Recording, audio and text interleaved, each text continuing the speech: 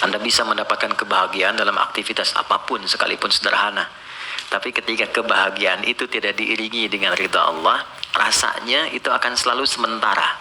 Kita butuh momen-momen baru untuk mendatangkan kebahagiaan itu.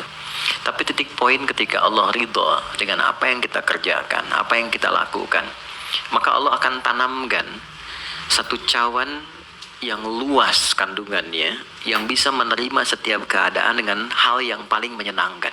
Apapun yang kita lihat selalu nyaman, yang kita dapati kita ridha dengan apa yang Allah berikan. Keadaan itulah yang oleh Nabi itu diungkapkan dengan komen yang sangat simpel tapi dalam isinya. Kata Nabi, ajaban li amril mu'min. Orang beriman itu kalau benar imannya, maka kehidupan itu mengagumkan. Bila dia mendapatkan kesuksesan, dia iringi dengan kesyukuran, sehingga sifatnya tetap proporsional. Dia sukses tapi ada keseimbangan dengan syukur, sehingga tidak berlebihan menyalurkan kesuksesannya itu, dan dengan sifat berlebihan itu hanya memberikan beban pada dirinya. Saya pernah sampaikan kan, di kesuksesan itu identik dengan gaya hidup. Rumus gaya di fisika itu kan selalu F1 banding lurus dengan F2. Apa yang didapat itu yang keluar. Tapi orang tidak boleh lupa bahwa F itu selalu berbanding lurus dengan P. Gaya berbanding lurus dengan tekanan, hukum Pascalnya. Semakin banyak gaya, semakin tertekan hidupnya. Itu bandingan nilai kehidupannya. Nah, jadi gaya itu diperkenankan. Karena itu bagian dari energi. W sama dengan F dikalikan S. Hukum energi kan begitu. Jadi hidup nggak mungkin kalau nggak ada energi. Tapi energi yang terbaik itu akan dihasilkan membawa kesuksesan kebahagiaan ketika ridha Allah tertanam. Saat dia sukses, dia bersyukur sehingga proporsional. Saat dia merasakan duka pun, dia nyaman karena punya sabar. Nah, sabar itu mahal. Di Jepang ada banjir, itu bisa minta maafnya luar biasa, tak tahan dia bunuh diri. Di kita banjir bisa berenang. Itu gambaran. Cuma kalau nggak seimbang repot juga. Nah, membangun keseimbangan itu butuh konektivitas yang kuat dengan Allah. Konektivitas itulah yang dalam bahasa agama disebut dengan sholat namanya. Ya. Di pertemuan lalu kita sudah mencakup beberapa bagian dari sholat itu. Tapi saya ingin tekankan sedikit untuk menguatkan. Sholat berasal dari kata wasala atau silatun. Dasarnya kata wasala yang berarti terkoneksi dengan kuat, terhubung dengan erat. Kita pernah dengar istilah silaturahmi kan? Ya kan? Kalau kita kumpul, bahasa kerennya saya mau silaturahmi kan? Tapi goalnya tercapai nggak? Ya, silaturahmi itu kan dari kata silah, terhubung dengan erat, rasa sayang dan perhatian. Sehingga parameternya itu bukan saat datang. Kalau datang kita nyapa, wajar karena orangnya ada. Tapi kalau berpisah kita masih ingat, masih peduli, masih mendoakan, masih ngontak, itulah silah namanya. Di setiap keadaan kita masih terkoneksi. Keadaan kita yang terhubung dengan Allah. Sehingga di setiap tempat kita diperhatikan, di pekerjaan kita dibimbing, di rumah tangga kita diiringi, sehingga semua berjalan mudah dan membahagiakan. Yang melatih kita untuk terkoneksi sehingga nggak putus dengan Allah, itulah yang disebut dengan sholat. Sehingga goal dari sholat itu adalah membangun konektivitas kita dengan Allah yang kuat. Itu yang dimaksud di Quran surah keempat An-Nisa di ayat 103. فَإِذَا قَضَيْتُمُ الصَّلَاةَ, maka jika Anda telah tuntas mengerjakan sholat, فَاذْكُرُوا اللَّهَ. Ukuran keberhasilan sholat Anda itu ketika Anda merasakan konektivitas dengan Allah mulai nyambung. Qiyaman, jalannya ingat Allah. Sehingga kalau orang jalan, bekerja di apapun, saat dia ingat Allah, dia bisa memfungsikan tubuhnya sehingga tidak mengerjakan apa yang Allah tidak sukai. Gak akan mungkin Anda melihat sesuatu yang tidak Allah senangi. Dalam keadaan yang sama Anda ingat Allah. Gak akan mungkin melangkah pada tempat yang salah saat ingat Allah. Dan itu tidak mudah, karena banyak orang keluar masjid pun setelah selesai sholat masih tertukar sendal. Padahal kalau dia ingat Allah, gak mungkin itu terjadi. Itu pelajaran dasarnya. Wa qu'udan wa ala junubikum. Baik itu duduk bahkan sampai berbaring. Ada koneksi. Nah, jadi singkatnya, sholat itu semua gerakannya, semua bacaannya, Dari mulai kita bertakbir sampai kita salam, bacaan yang mengiringi itu bukan sekedar gerakan hampa makna, formalitas kita bergerak dan berakhir, bukan sekedar membaca bacaan yang tidak ada isinya, tapi semua bimbingan bagaimana kita diajarkan langsung oleh Rasulullah bisa mengoneksikan lewat gerakan dan bacaan itu tersambung kepada Allah, sehingga feedbacknya semua apa yang kita bacakan dijawab oleh Allah. Semua gerakan yang kita lakukan ini hakikatnya bimbingan tentang inti kehidupan kita. Jadi di sholat itu ada bacaan, ada gerakan, ada hikmah, ada maknanya semua. Jadi bukan kita takbir begini hampa saja. Tidak. Kenapa mesti begini? Kenapa tangan yang kanan menutup yang kiri? Kenapa bacaannya setelah itu ada iftitah, ada al-fatihah? Itu ada maknanya. Dan dahsyatnya semua profesi-profesi sahabat dan generasi setelahnya yang belajar dengan benar tentang sholat ini, itu semua merubah hidupnya jadi lebih sukses dari apapun yang mereka pilih dalam menjalani hidup. Dan yang paling hebat, itu yang menjadikan Nabi mendapat perintah pertama bukan zakat, bukan haji, bukan umrah, bukan puasa, tapi sholat. Dan perintahnya khusus, spesial, disampaikan dalam peristiwa Isra Mi'raj untuk memberikan pesan begitu tingginya nilai sholat ini untuk kehidupan manusia. Mohon izin maaf bagi teman-teman yang baru bergabung, supaya tidak banyak mengulang, teman-teman bisa cek kembali di pelajaran sebelumnya. Kita kemarin telah selesai di pembahasan iftitah dengan tangan kanan meletakkan di punggung yang kiri, lalu kemudian diletakkan di atas dada seperti ini. Kesimpulannya adalah, saya cepat saja, dari mulai kita bertakbir, kalau ingin terkoneksi dengan Allah, maka fokuskan diri kita untuk tersambung. Buang urusan dunia semua ke belakang. Jangan bawa dalam sholat. Kalau ingin kita tersambung dengan Allah, tepikan yang lain, hadapkan diri kita, pasrahkan. Hanya Allah yang tinggi, yang agung, yang istimewa. Kalimat agung, tinggi, istimewa, itu disebut dengan akbar. Maka kita ucapkan Allahu Akbar. Kita buang semua urusan dunia ke belakang, pasrahkan diri kita, hadirkan sekarang hanya Allah yang agung saja. Itu poinnya. Kenapa problemnya? Tidak sedikit orang sholat itu sulit menemukan kekhusyuan, karena dia bertakbir masih membawa dunia. Dia tidak sholat dengan memahami gerakan takbirnya. Dia jadikan sebagai formalitas. Apakah benar? Secara fikih benar. Gugur kewajiban, dapat pahala sesuai keikhlasan, tapi value dari sholat yang mahal itu nggak dapat. Itu poinnya.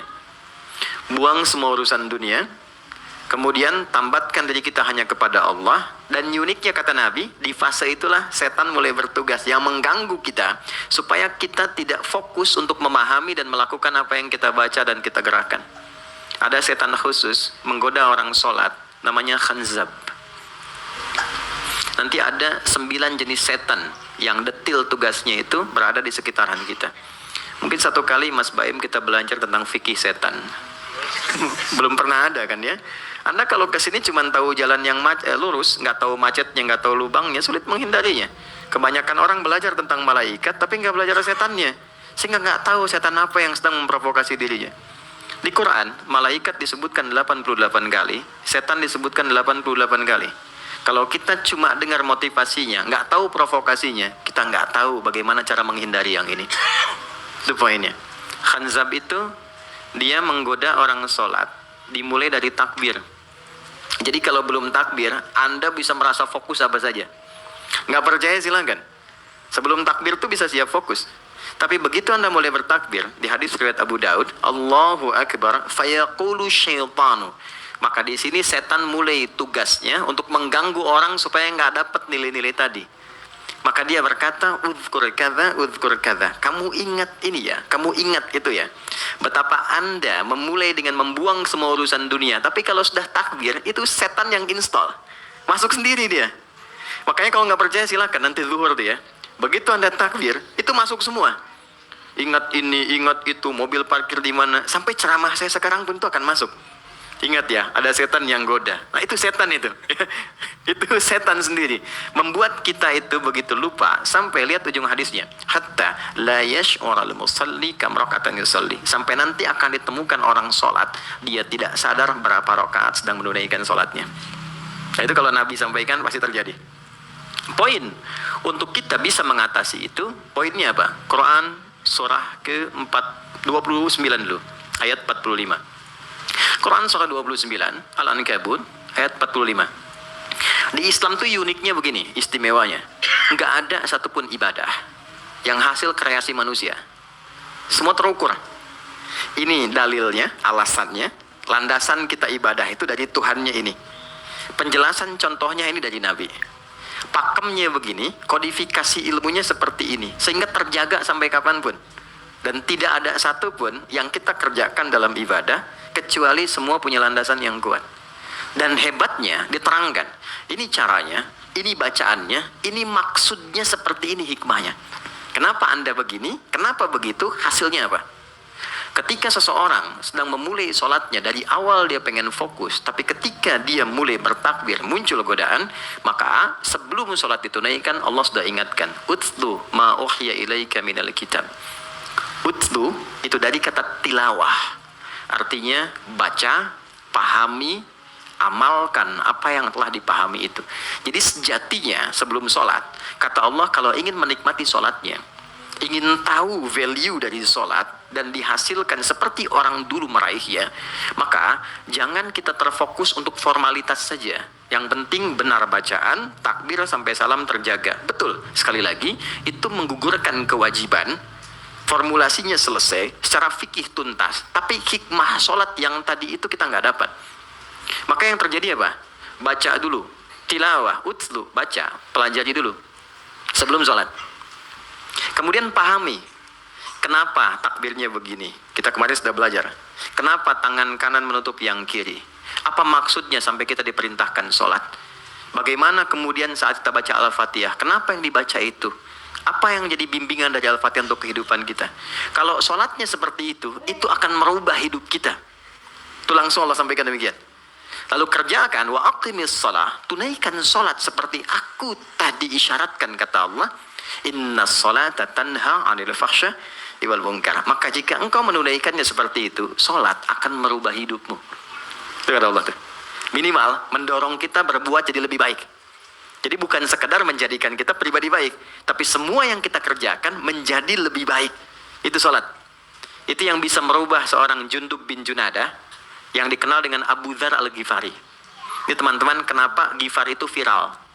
Ghifar itu adalah desa pembegal. Jadi semua sekampung begal semua. Sekampung. Pimpinannya namanya Jundub bin Junadah. Jundub bin Junadah. Singkatnya masuk Islam. Saat masuk Islam, secara singkat saja, Nabi arahkan, diajarin sholat. Betapa sholat merubah hidup beliau jadi lebih baik. Kembali ke kampungnya, mengajarkan, singkatnya apa? Madinah heboh dengan kedatangan tapak kaki yang ternyata itu orang-orang Ghifar. Sekampung kurang lebih masuk Islam dan berubah jadi orang baik semua. Merubah hidup mereka. Jundub orang sukses, setelah itu jadi ustadz. Ini mungkin yang menginspirasi judul preman jadi ustadz. Ini tadinya pembegal semua. Sekampung sukses, jadi orang baik, aktivitasnya berubah lebih berkualitas. Untuk memberikan inspirasi ke generasi masa depan bahwa kami dulu pernah begini, dengan sholat kami berubah, kesuksesan kami raih, maka diviralkanlah nama daerahnya, tambahkan al di depannya, ujungnya tutup dengan i, maka dilekatkan nama bekennya, kunyah, namanya Abu Dzar al-Ghifari. Al-Ghifari itu untuk memberikan kesan begini, saya ini dari Ghifar, itu kampung jelek, desa tempat pembegal, tapi Islam merubah saya menjadi lebih baik. Sholat mengarahkan saya punya kualitas hidup yang lebih baik. Itu poinnya. Sejak peristiwa itu, orang-orang Islam dari manapun yang bukan Arab itu selalu melekatkan nama daerahnya untuk mengenalkan. Islam pun sudah sampai ke tempat saya. Buktinya saya menjadi baik. Ada namanya Muhammad, punya bapak namanya Ismail, punya kakek namanya Ibrahim, kakek buyutnya Al-Mughirah, yang buyutnya Al-Bardizbah, tinggal di kecamatan Ju'fah, kabupatennya Bukhara, provinsinya Khorasan, negaranya Uzbekistan sekarang. Maka karena dari Bukhara, dia kenalkan diri, datang ke daerah Arab, saya dari Bukhara. Rumus yang sama, tambahkan al di depannya, ujungnya i. Maka dia katakan, ana al-Bukhari. Itulah Imam al-Bukhari. Bukan orang Arab. Kita punya guru besar Syekh Nawawi dari Banten. Ana Nawawi Al-Bantani. Ana Ahmad Yasin Al-Padangi. Tapi kesan kota itu untuk menunjukkan Islam telah sampai ke tempat saya dan merubah saya menjadi lebih baik. Kang Baim datang ke Mekah umrah, katakan saya Baim Bong al tanahku siri. Maka kesan yang dibangun itu telah sampai ke tempat saya, merubah saya lebih baik. Saya Arman al Pondok Indahi misalnya kan, tidak masalah. Itu sah. Dan orang mengenal, oh rupanya Islam telah ke setiap wilayah. Tapi value-nya sampai enggak. Jangan cuma kita katakan saya dari fulan, saya dari tempat A. Poinnya adalah, apa yang merubah engkau dari Islam menjadikan engkau lebih baik. Jadi kalau ada orang Islam mengaku Muslim, lisannya tidak lebih baik. Maaf sekali, telinganya mendengar tidak yang baik, perilakunya kurang baik, maka dipertanyakan klaim keislamannya. Sudah sejauh mana saya mendapatkan keberkahan dari Islam itu? Itu yang menjadikan kenapa sholat paling pokok dipaksa kita wajib, bukan karena sujud rukuknya. Anda tidak sujud pun tidak akan menurunkan status Allah sebagai Tuhan, tetap Tuhan. Tapi ternyata ada value besar yang dengan kasih Allah diminta kita sholat supaya kita minimal jadi orang baik dan sukses dalam hidup.